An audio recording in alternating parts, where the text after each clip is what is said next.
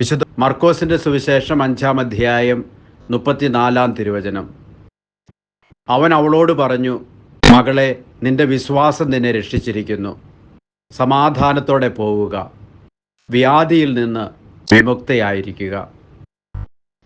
കരുണാമയനായ കർത്താവേ, രക്തസ്രാവക്കാരി സ്ത്രീയെപ്പോലെ വിശ്വാസത്തിൻ്റെ കണ്ണുകളിലൂടെ അങ്ങയെ സ്പർശിക്കുവാനുള്ള കൃപ ഞങ്ങൾക്ക് നൽകണമേ.